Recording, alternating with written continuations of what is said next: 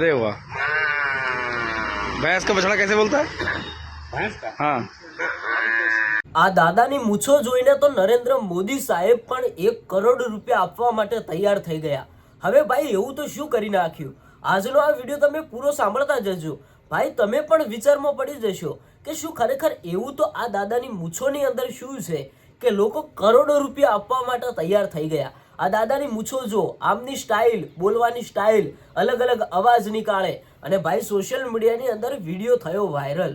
અત્યારે હાલ તમે જોતા હશો કે ઘણા બધા લોકો સોશિયલ મીડિયાની અંદર રાતોરાત વાયરલ થઈ જતા હોય છે, રાતોરાત મોટા મોટા સ્ટાર, કરોડપતિ બની જતા હોય છે.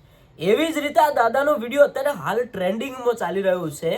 આ દાદા અલગ અલગ પ્રાણી પક્ષીઓના અવાજ નીકાળે છે, સાથે સાથે જે એમની મૂછો છે એ ભાઈ ખૂબ જ ટ્રેન્ડિંગમાં ચાલી રહી છે. એમની મૂછો, દાઢી, એમનું મોઢું, એમનું જે લુક છે એ લુકને જોઈને ઘણા બધા વિડીયો વાયરલ થઈ રહ્યા છે, ટ્રેન્ડિંગની અંદર વિડીયો ચાલી રહ્યા છે અને ઘણા બધા લોકો આ દાદાને પસંદ પણ કરી રહ્યા છે. તો કેટલાક લોકોએ તો એવું પણ કહી દીધું કે દાદા તમારી મૂછો કઈ વાત જ ન થાય, કરોડો રૂપિયા અમે આપવા માટે તૈયાર થઈ ગયા, તમારી મૂછો પર અમે ફિદા થઈ ગયા. ભાઈ તમારી અંદર જો કોઈ પણ જાતનું ટેલેન્ટ હોય ને તો આવી રીતે તમે પણ રાતોરાત વાયરલ થઈ શકો છો અને તમે પણ રાતોરાત કરોડપતિ પણ બની શકો છો. હવે કેવી રીતે નરેન્દ્ર મોદી સાહેબ પણ કરોડો રૂપિયા આપવા માટે તૈયાર થઈ ગયા, આવી બધી તમે ઘણી બધી વાતો સાંભળી હશે. તો મિત્રો અત્યારે હાલ તમે જુઓ કે કોઈ પણ માણસ જ્યારે સોશિયલ મીડિયાની અંદર વિડીયો બનાવે છે ત્યારે અમુક એવા લોકો હોય છે, જે અમુક લોકોના એવા કિસ્મત હોય છે જે ભાઈ રાતોરાત વાયરલ થઈ જતા હોય છે અને રાતોરાત કરોડપતિ પણ બની જતા હોય છે.